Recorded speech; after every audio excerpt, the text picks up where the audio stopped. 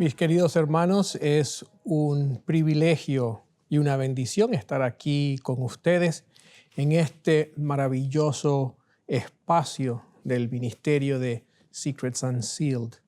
Agradecido primeramente al Señor por esta oportunidad y al pastor Esteban Bor y todo su equipo de producción.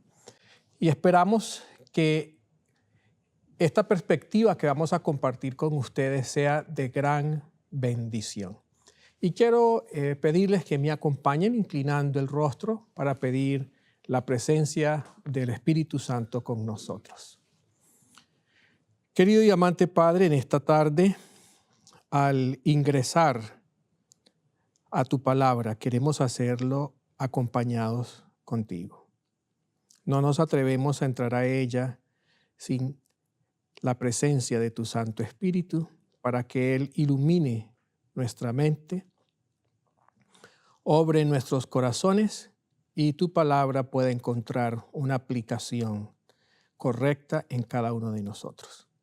Gracias porque somos parte de la última generación y permítenos, Señor, vivir como tú esperas para que podamos, Señor, dar un testimonio de lo que tú te propones hacer en los corazones de aquellos que no solamente esperan, sino que también apresuran tu venida. Lo pedimos en el nombre de tu Hijo Jesús. Amén. La última generación y la salud mental. Y hoy vamos a estar compartiendo con ustedes el tema de la culpa y el perdón. Dos asuntos íntimamente relacionados con la salud mental.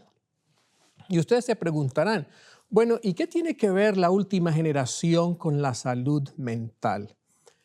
Recordemos que la palabra de Dios nos dice que la última generación va a pasar por un tiempo de angustia como nunca se ha visto antes.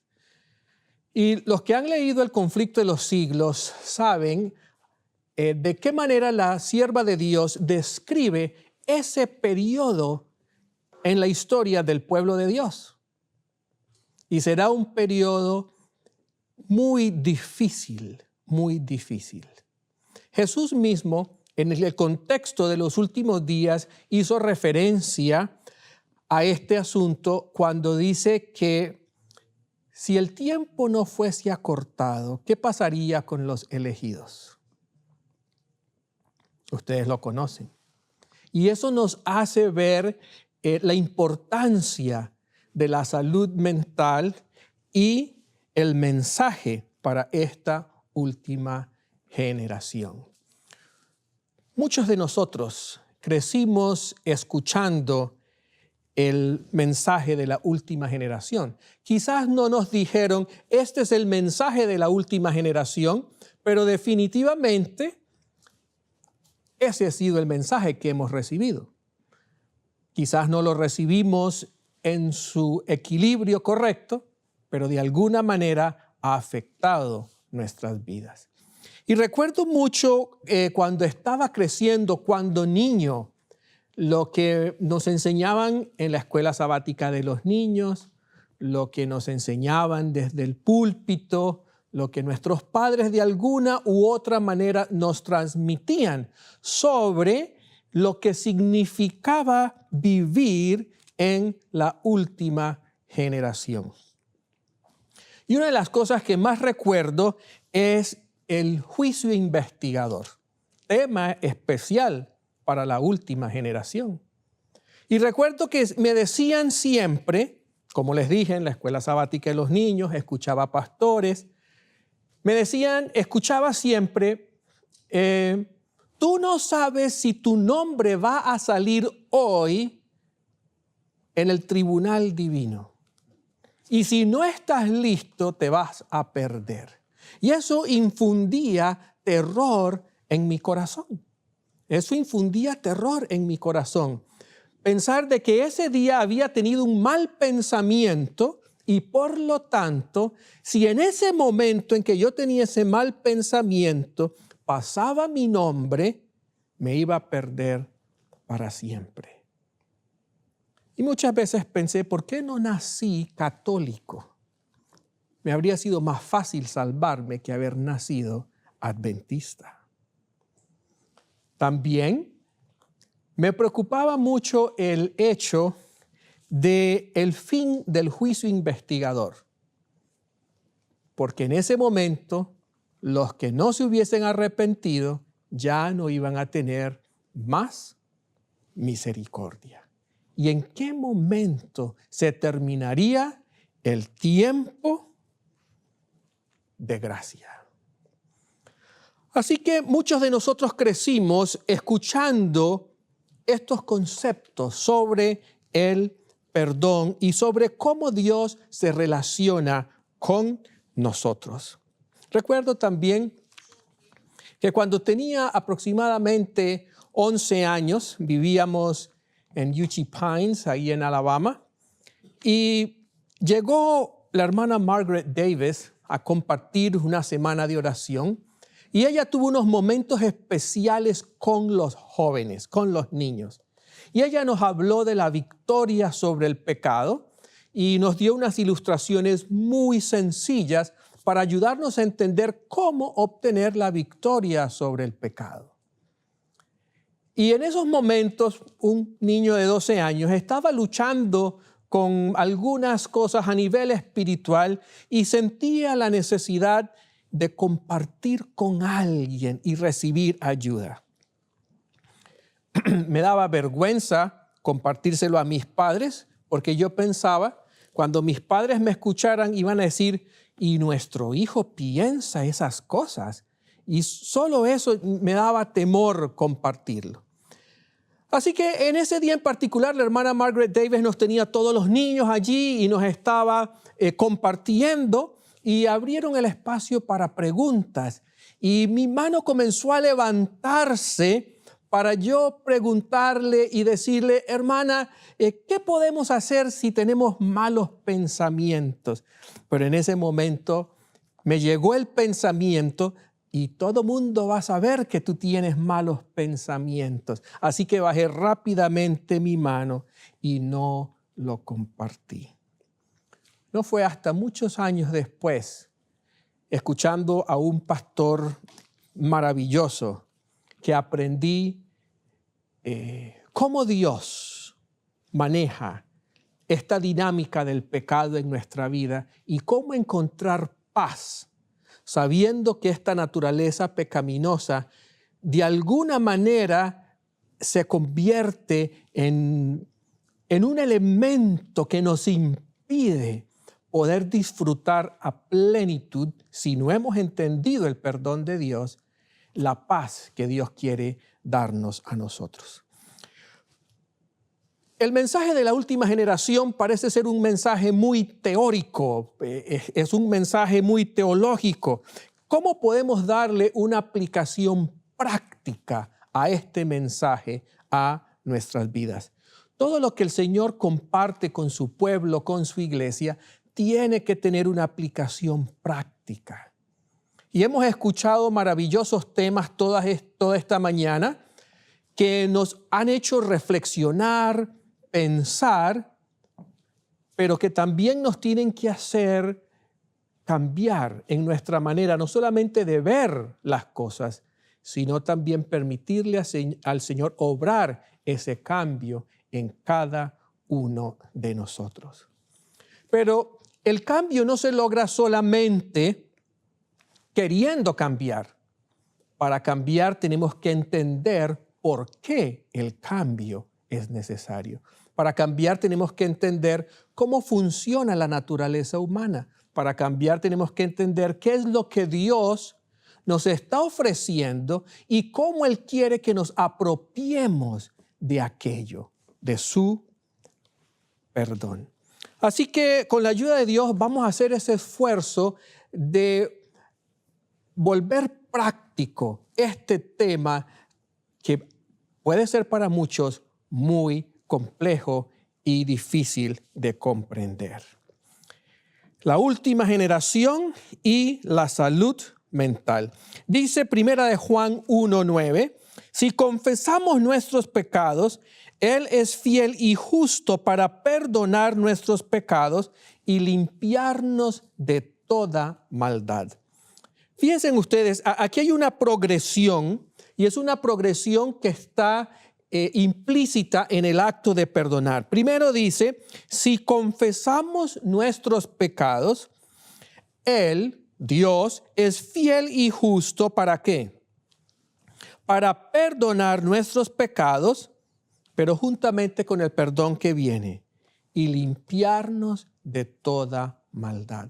Hay una cita muy hermosa, pero esa la voy a dejar para lo último, donde la sierva de Dios da una definición del perdón que yo nunca había visto antes. Quizás ustedes la han visto, pero es una definición del perdón preciosa que nos llena de esperanza y de seguridad en el Señor Jesús. Otra de las cosas que aprendí mientras crecía era que nunca podía estar seguro de mi salvación. Esa fue otra de las cosas que aprendí. Y siempre escuchaba a los hermanos evangélicos decir, yo soy salvo. Y como adventista, yo no podía decir eso. Yo solamente podía decir que lo más seguro que tenía era la condenación. Pero el Señor nos ha dado la seguridad de su perdón. La última generación no vive dependiendo de sus sentimientos. La última generación ha aprendido a vivir dependiendo de la realidad de lo que Jesús hizo en la cruz y de lo que Jesús quiere hacer en cada uno de nuestros corazones. Cuando nosotros hablamos de seguridad de salvación, estamos hablando de un tema mucho más amplio y hermoso que sencillamente declarar soy salvo. Es un tema donde la salvación es una realidad en nuestras vidas y en la medida que avanzamos en nuestra vida cristiana podemos ver cómo el Señor obra el querer como el hacer para su buena voluntad en nuestras vidas. Y tengo para compartir con ustedes una hermosa y a la vez triste historia que ocurrió en los tiempos de la hermana White. Y saben ustedes, mis queridos hermanos, que los pioneros consideraban que ellos eran la última generación. La hermana White pensó que ella era la última generación. En 1888 el Señor estaba listo para venir a buscar a su iglesia y ellos se consideraban que eran la última generación. Nosotros también creemos que somos la última generación. Y quiero compartirles la historia del hermano Ira Abbey. Y el hermano Ira Abbey y su esposa Rhoda, adventistas de Brookfield, Nueva York, eran amigos de Jaime y de Elena White. Ahora, muy interesante porque la hermana White tuvo una amiga especial, su mejor amiga.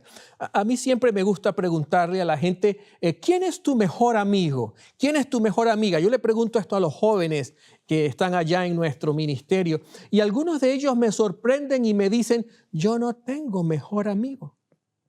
Y me quedo sorprendido, porque yo sí tengo mejores amigos. Y yo tengo un grupo, y espero que nadie se sienta excluido con lo que voy a decir, pero yo tengo un grupo de 4 personas que son mis mejores amigos. Y uno de ellos está aquí con nosotros hoy, mi amigo David Salazar. Tengo 4 amigos que son los más cercanos, que crecimos juntos, que hemos compartido y nos alegra mucho cuando nos encontramos. Y hay una relación muy especial. Bueno, la gente no piensa que un profeta puede tener ese tipo de relación. La hermana White tenía su mejor amiga. Y su mejor amiga se llamaba Lucinda Hall. Y a ella la hermana White le expresó sus sentimientos, sus pensamientos más profundos, como no lo hizo con ninguna otra persona. A tal punto que el hermano White después le dijo a Lucinda: quema las cartas que yo te escribí. Para nuestro beneficio, Lucinda no le hizo caso a la hermana White y casi 100 años después fueron encontradas estas cartas en un cofre y hoy en día están disponibles para nosotros. Y allí vemos una dimensión de la sierva de Dios desconocida para nosotros, esa dimensión humana de una persona que necesitaba de alguien que la escuchara, de alguien que la oyera y poder abrirle su corazón. Bueno, el hermano Ira Abbey era el padre de Lucinda, la mejor amiga de la hermana White.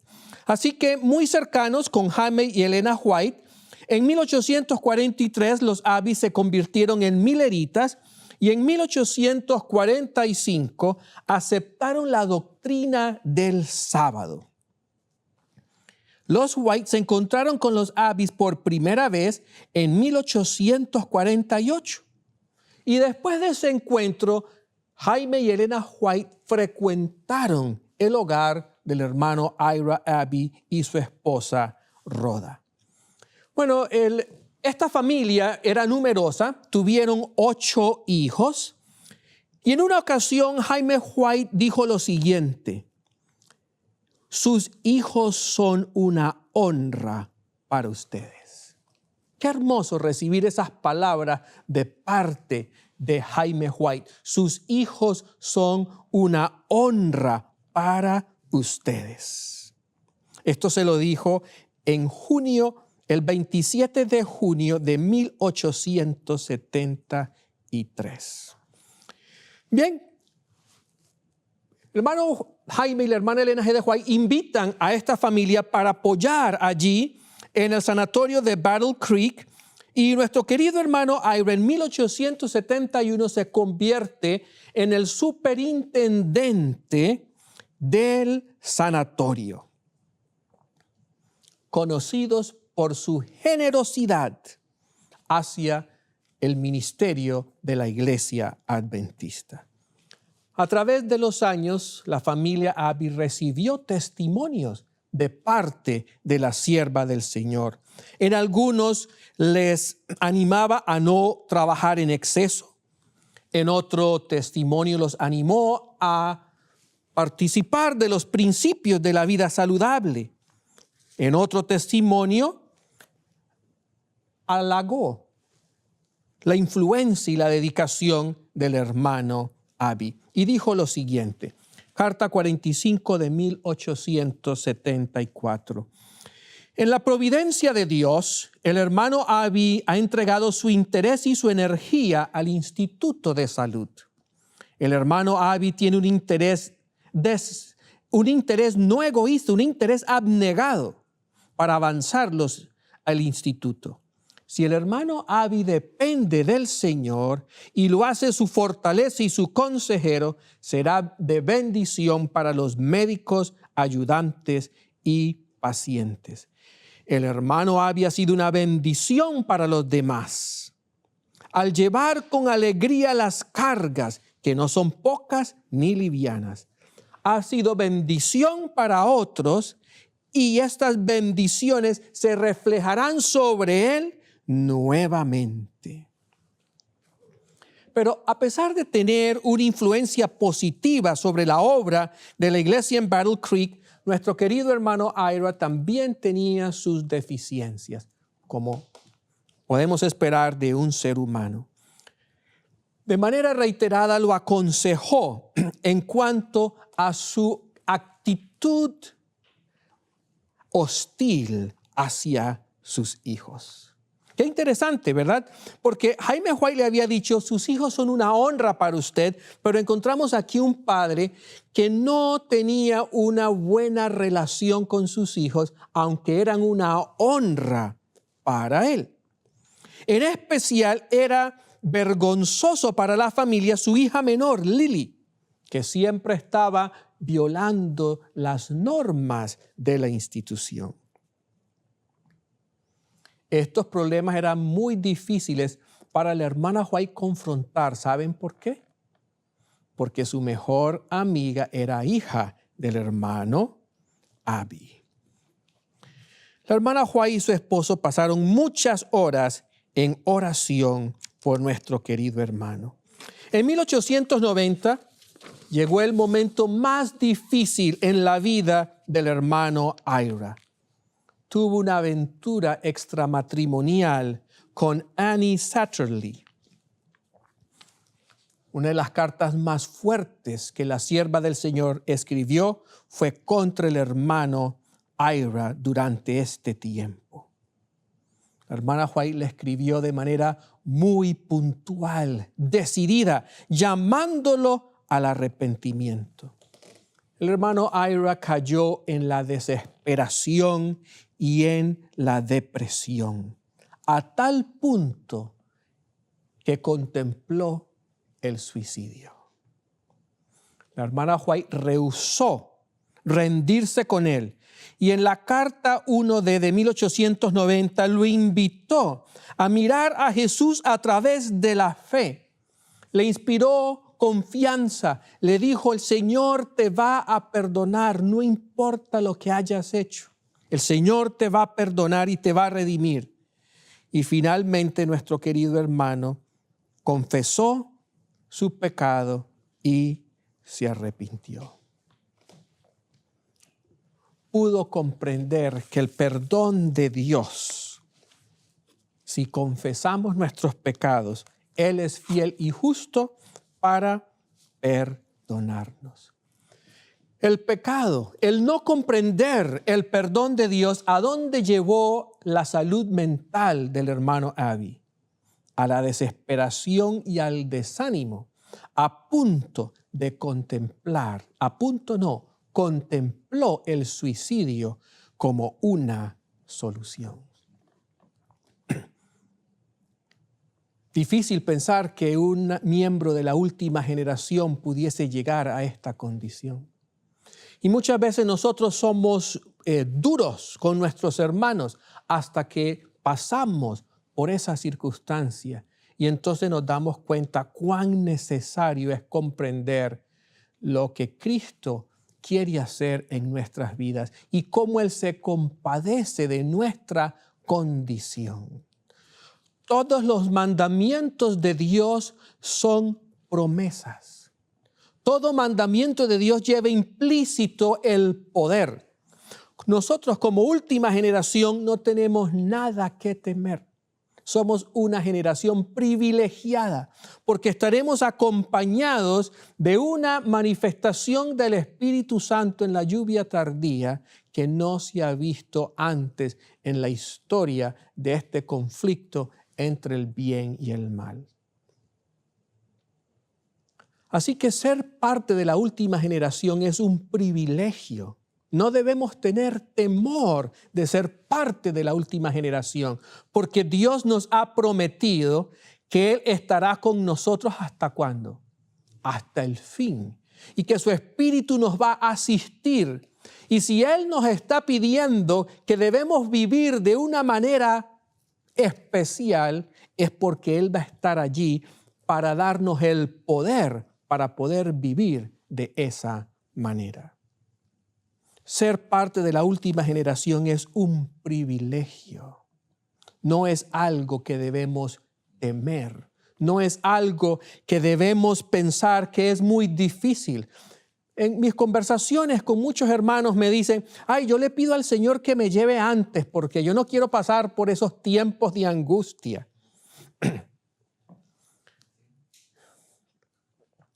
Te quieres perder los eventos finales, te quieres perder la oportunidad del privilegio de poder estar presente y ver la victoria del bien sobre el mal.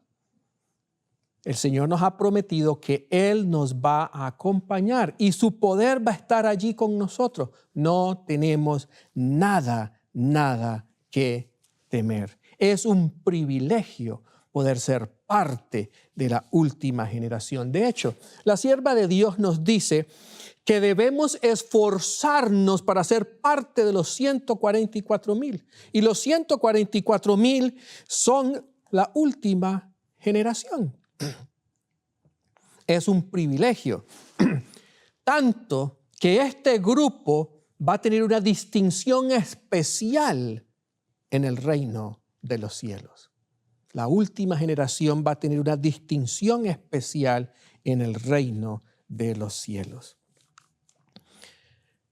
Pero necesitamos comprender cómo el perdón nos ayuda para poder tener una salud emocional óptima. Porque sin salud emocional, sin salud en cualquier sentido, no podemos trabajar bien para el Señor, vivir bien para Él. Y, por supuesto, la salud emocional es muy importante. Vamos a analizar un poquito lo que es el perdón en el Antiguo Testamento. En el Antiguo Testamento encontramos 3 palabras principales para el perdón. Y esta es nasa, salak y kafar. Y nasa significa quitar o remover. La encontramos en Génesis 50, 17 y también en Éxodo 10, 17. Y en muchos otros versículos, pero solamente les doy estos 2 como muestra. Entonces, nasa significa quitar o remover. Vamos a Génesis 50, 17. Y aquí encontramos que nos dice la palabra de Dios: así diréis a José, te ruego que perdones ahora la maldad de tus hermanos y su pecado, porque te trataron mal. Por eso ahora te rogamos que perdones la maldad de los siervos del Dios de tu padre. Y José lloró mientras hablaban. En este versículo de Génesis se usa la palabra hebrea nasa, que significa quitar o remover. Vamos al Salmos 86, versículo 5. Salmo 86, versículo 5. Y leemos: porque tú, Señor, eres bueno y perdonador, y grande en misericordia para con todos los que te invocan. Porque tú, Señor, eres bueno y perdonador. En este salmo, la palabra que se usa es salak. Y la palabra salak significa perdonar. Pero esta palabra tiene un uso exclusivo en el Antiguo Testamento. Solo se usa para describir el perdón que Dios puede dar. En Génesis 50, 17 vimos que José perdona a sus hermanos. Usa la palabra nasa, quitar, remover. Pero en el Salmo 86, 5 y en otros lugares en el Antiguo Testamento, cuando se usa la palabra salak, solamente se está describiendo algo que Dios puede hacer. Hay un perdón que solamente Dios puede hacer. La palabra kafar, que significa cubrir, expiar, reconciliar, es otra palabra para el perdón en el Antiguo Testamento.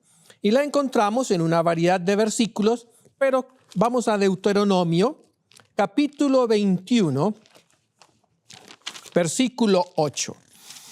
Y leemos, dice: perdona Jehová a tu pueblo Israel, al cual redimiste, y no culpes de sangre inocente a tu pueblo Israel. Así le será perdonada esa sangre. Y ahí usa la palabra kafar, que significa cubrir, expiar, reconciliar. Salak no solamente describe únicamente el perdón de Dios, sino que también describe el carácter de Dios. Solo Dios puede perdonar pecados. Ningún ser humano puede perdonar pecados. Pero, ¿qué papel cumplimos nosotros en el proceso del perdón? Nosotros perdonamos ¿a quiénes? Nosotros perdonamos personas. Dios perdona pecados. Por eso la Biblia nos llama: ve y arregla con tu hermano. Perdónalo. Yo lo puedo perdonar a él, pero sus pecados solo los puede perdonar ¿quién? Dios es el único que puede perdonar pecados. En el Nuevo Testamento también encontramos, por supuesto, el perdón. Y en el Nuevo Testamento también hay 3 palabras principales para el perdón. Tenemos apulein, que significa liberar, perdonar. Ya en el Nuevo Testamento, por supuesto, no estamos usando el hebreo, sino el griego. Y encontramos que esta palabra, liberar, perdonar, colocar en libertad, se encuentra en varios lugares. Vamos a buscar en Juan 19:10. Juan 19:10. Y leemos.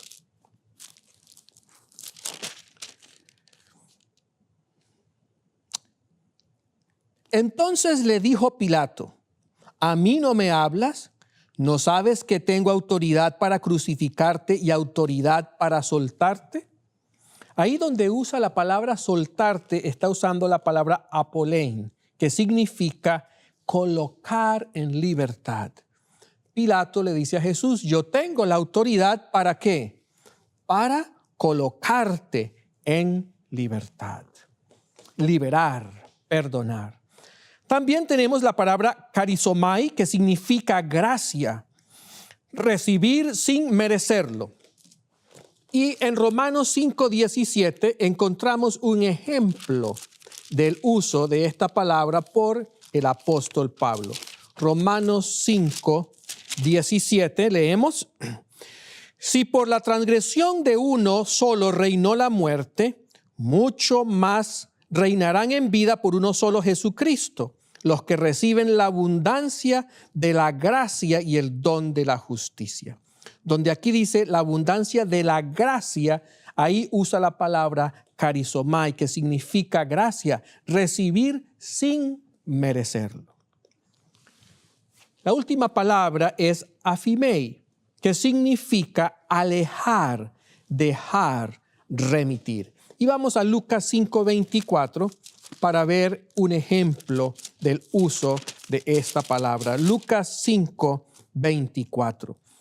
Y aquí dice: pues para que sepáis que el Hijo del Hombre tiene potestad en la tierra para perdonar pecados, dijo al paralítico: a ti te digo, levántate, toma tu camilla y vete a tu casa.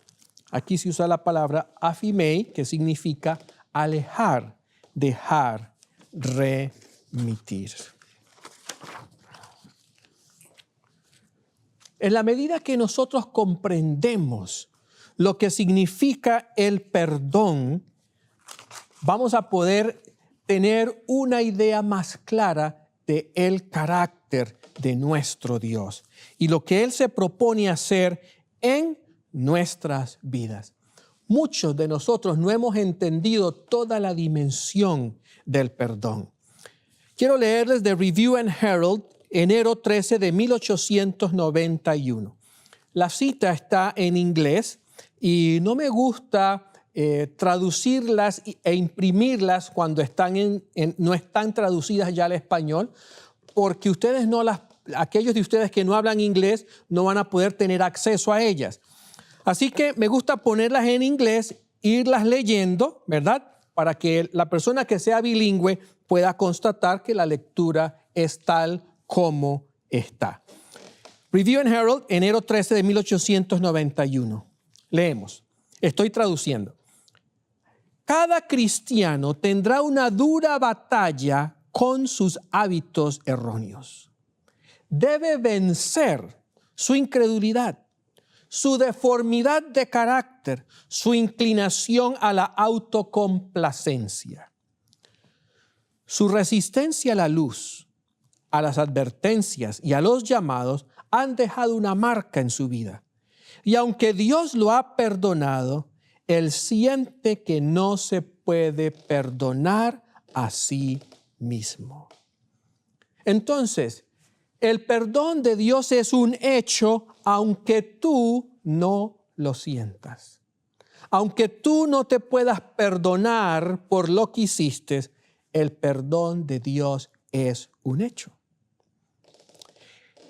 El Señor declara: mis pensamientos no son tus pensamientos, ni mis caminos tus caminos. Así como el cielo está por encima de la tierra, así es grande su misericordia hacia aquellos que le temen.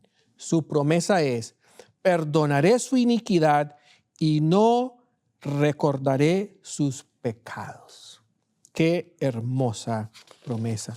Así que el perdón es una realidad, aunque tú y yo no lo sintamos.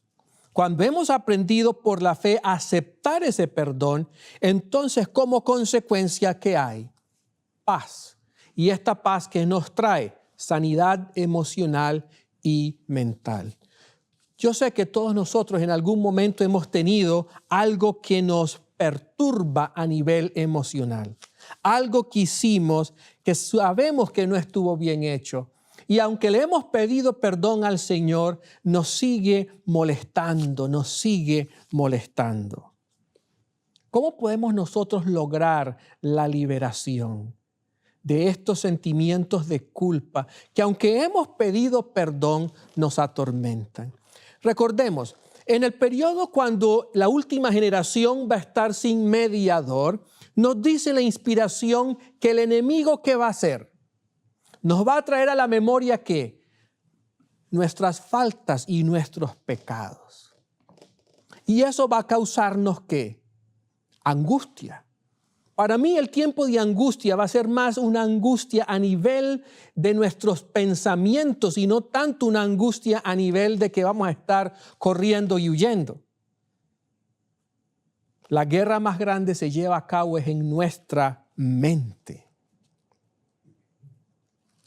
Y en ese tiempo Satanás va a tratar de manera infructuosa, porque ya vamos a estar sellados, privilegio de la última generación, pero aún así Satanás va a tratar de dañarnos el momento, recordándonos los pecados que hemos cometido en el pasado.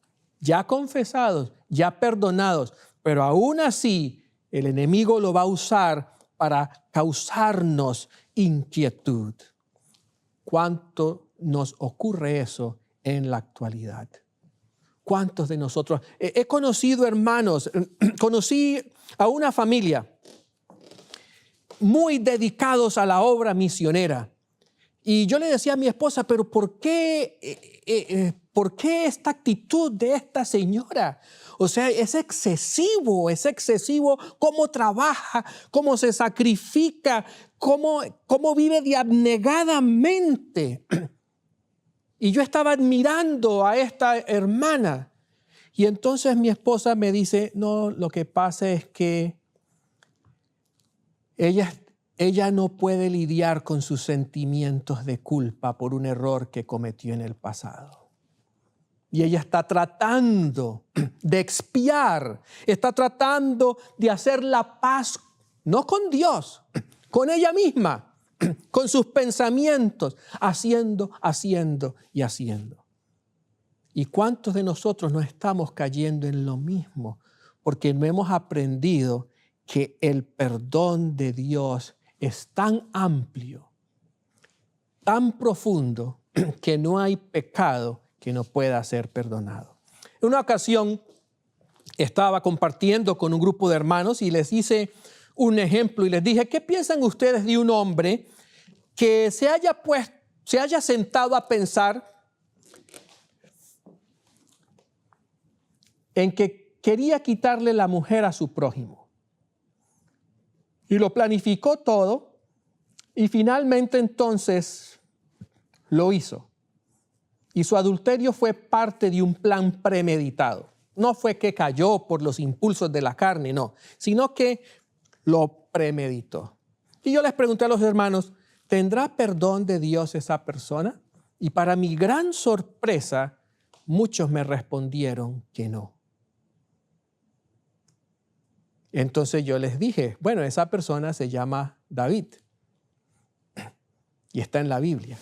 Y él planificó no solamente un adulterio, sino que planificó un asesinato también. Y Dios lo perdonó. ¿Cuántos de nosotros entendemos realmente cuán amplio es el perdón de Dios? Y no es un perdón que nos predispone a ir a hacer el mal porque Dios nos perdona, no. Nosotros no creemos en las indulgencias, pero sí es una realidad que nos hace entender y dar la seguridad del perdón de Dios para nosotros. Si no fuese así, solamente una persona que nunca se ha equivocado podría tener paz mental. Y esa persona no existe en esta tierra. Todos tenemos que recibir el perdón de Dios para poder experimentar la verdadera paz. Uno de mis personajes preferidos de la Biblia es Pedro. Y Pedro escribió sobre el perdón. Pedro fue ese apóstol tan cercano de Jesús. Y leyendo el Espíritu de Profecía encontré algo sobre Pedro. Siempre escuché desde niño que a Pedro lo crucificaron. ¿De qué manera? ¿Ustedes recuerdan? Lo crucificaron con los pies para arriba y la cabeza para abajo. ¿Y saben qué me decían a mí mis maestros bíblicos? Pedro pidió ser crucificado con la cabeza hacia abajo porque no se sentía digno de morir como había muerto el Señor Jesús. ¡Wow! Pero qué humildad la de Pedro. Hasta ese punto llegar. Si morir crucificado con la cabeza arriba era terrible, imagínense lo que sería ser crucificado con la cabeza abajo. Ustedes saben lo que eso significa. Aquellos de ustedes que conocen de fisiología y anatomía saben lo que implica que toda la sangre se baje al cerebro. El dolor tan terrible. Pero ¿saben ustedes por qué Pedro pidió que lo crucificaran de esa manera? Vamos a dejar que sea la inspiración la que nos diga por qué. Leo de Hechos de los Apóstoles, página 429. Esta sí está en español, así que ustedes la pueden encontrar y leer. Hechos de los Apóstoles, página 429, párrafo 1. Dice, a Pedro, por ser judío y extranjero, le condenaron a recibir azotes y a ser crucificado después. En perspectivas de esa espantosa muerte, vamos a leer y entender. En perspectivas de esta espantosa muerte, el apóstol recordó su gravísimo pecado de negar a Jesús en la hora de su prueba. Pedro no había podido olvidar su gravísimo pecado. Pero una cosa es olvidar y otra cosa es aceptar el perdón.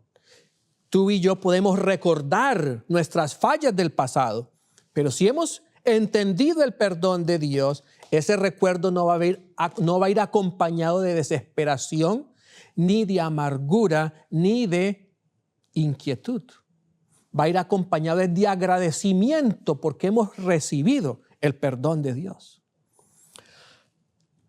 Aunque una vez se había mostrado tan poco dispuesto a reconocer la cruz, tenía ahora por gozo dar su vida por el evangelio, sintiendo tan solo que fuese demasiada honra para él morir como había muerto el Señor a quien había negado. Hasta ahí yo lo entendía. Ok, Pedro pensaba, demasiada honra morir como Jesús murió. Tengo que morir de una manera peor. Pero, ¿cuál fue la motivación de Pedro? ¿Qué impulsó a Pedro a tomar esa decisión? Vamos a ver. Pedro se había arrepentido sinceramente de su pecado y Cristo le había perdonado, según lo comprueba el altísimo encargo que le dio de apacentar a las ovejas y corderos del rebaño. ¿Cuántas veces le reiteró Jesús el perdón a Pedro? 3 veces. Por eso le dijo, apacienta mis ovejas, apacienta mis ovejas. Apacienta mis ovejas. Jesús le estaba diciendo, eres digno de ser mi siervo. porque te he perdonado. Tu pecado ha sido echado al fondo de la mar y te entrego mis ovejas. Sigo leyendo. Pero Pedro no podía perdonarse a sí mismo. ¿Pedro qué pasó? Pedro no experimentó el perdón. Él tenía la teoría del perdón. Él sabía que había sido perdonado. Él lo sabía, pero ¿qué pasó? No tuvo paz mental. Y esto afectó la vida de nuestro querido apóstol hasta su muerte. Sigamos leyendo. Pedro no podía perdonarse a sí mismo, ni aún el pensamiento de las agonías de la muerte que le aguardaba era capaz de mitigar la amargura de su aflicción y arrepentimiento. Y aquí encontramos al apóstol Pedro al pie de la cruz en el momento de su martirio. Y ni el pensamiento de la agonía que le esperaba podía ¿qué? Mitigar la amargura de su aflicción. Pedro mantuvo esa amargura a través de toda su vida. Como último favor, suplicó a sus verdugos que lo crucificaran cabeza abajo. La súplica fue otorgada y de esa manera murió el gran apóstol. Y finalmente Pedro descansó. ¿Cuántos de nosotros, mis queridos hermanos, ustedes que nos están escuchando a través de las redes, no han experimentado el verdadero perdón de Dios?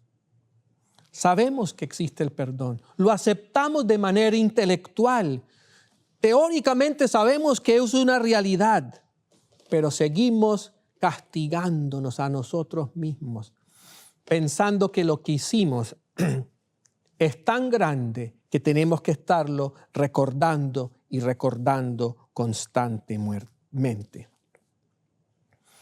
¿Por qué Pedro pidió ser crucificado al revés, con la cabeza abajo? Pensando todavía en el terrible error y pecado que había cometido. Pero gracias a Dios porque mis sentimientos y mis emociones no son las que dicen cómo me encuentro delante de Dios. Y en la medida que somos capaces de entender esto, vamos a poder experimentar la verdadera paz que Dios quiere darnos a nosotros y que proviene de entender lo que significa el perdón. Aunque Pedro vivió una vida, como leíamos acá, ¿cómo fue su vida? Dice que vivió con amargura. No fue capaz de mitigar la amargura de su aflicción. Pero Pedro murió en la esperanza de que Jesús lo había perdonado. Pero vemos en contraste otro gran hombre en la Biblia, contemporáneo de Pedro. Ustedes imaginan quién es, el apóstol Pablo. Y el apóstol Pablo es el hombre que de manera magistral nos habla del perdón, de la justificación, de la gracia. ¿Pecó Pablo cuando era Saulo? ¿Cuánto no hizo Saulo? Ustedes imaginan cuánto costó para que la iglesia primitiva aceptara a Pablo. Porque es que el perdón no es solamente una palabra, el perdón no solamente es un hecho, el perdón es un proceso.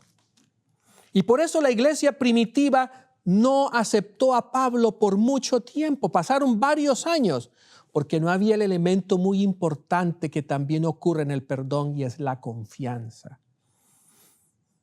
Y en la medida que nosotros tenemos confianza, podemos perdonar. Y por eso cuando Pablo llega, ¿verdad? La gente espantada, ¿qué dirían los miembros de la iglesia?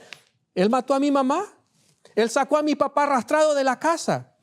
Él es el responsable de que mi hijo muriera. Y lo veían ahí predicando con la palabra de Dios. No era fácil perdonar a Pablo. No era fácil. ¿Cómo se sentiría Pablo al ver la incredulidad en los ojos de los hermanos, el temor, el miedo? ¿Qué tal que Pablo esté haciendo esto como una trampa? ¿Qué tal que Pablo sea un caballo de Troya que se está introduciendo en la iglesia y el día de mañana entonces nos va a traicionar a todos? Pablo tuvo que enfrentar eso. Pero Pablo entendió el perdón y lo experimentó. Y por eso vemos cómo Pablo vez tras vez repite en sus escritos lo que él había comprendido del perdón. Y en Romanos 8:1 dice el apóstol Pablo: ahora pues ninguna condenación hay para quienes, para los que están en Cristo Jesús, los que no andan conforme a la carne, sino conforme al Espíritu. Eso lo dijo ¿quién? Un hombre asesino, un hombre que había perseguido a la iglesia, que lo hizo con todo el fervor. Pablo no se cansaba. Iba de casa en casa, nos dice la palabra de Dios, tumbando las puertas, sacando a la gente, arrastrándola. Nadie se salvaba de los embates de Pablo. Pero Pablo comprendió el perdón. Pablo comprendió el perdón. Y por eso pudo decir: ahora pues ninguna condenación hay para los que están en Cristo Jesús. Y Pablo estaba en Cristo Jesús. Y esa es la experiencia que el Señor quiere que nosotros, que somos parte de la última generación, experimentemos. Que podamos llegar a entender que no hay condenación. Pero ¿por qué no hay condenación? ¿Por qué no hay condenación? Y quiero compartir con ustedes como última cita esta que se encuentra en el Discurso Maestro de Jesucristo, página 97. Discurso Maestro de Jesucristo, página 97. Pero el perdón tiene un significado más abarcante del que muchos suponen. ¿Qué tiene el perdón? Un significado mucho más abarcante. Cuando Dios promete que será amplio en perdonar, añade como si el alcance de esa promesa fuera más de lo que pudiéramos entender. Porque mis pensamientos no son vuestros pensamientos, ni vuestros caminos mis caminos, dijo Jehová. Como son más altos los cielos que la tierra, así son mis caminos más altos que vuestros caminos, y mis pensamientos más que vuestros pensamientos. Escuchen lo siguiente, que es lo que quiero dejar con ustedes. El apóstol Pablo lo entendió, Pedro también, pero Pedro no lo experimentó. Pablo lo entendió y lo experimentó. Y mi pregunta es, ¿lo entiendes y lo experimentas?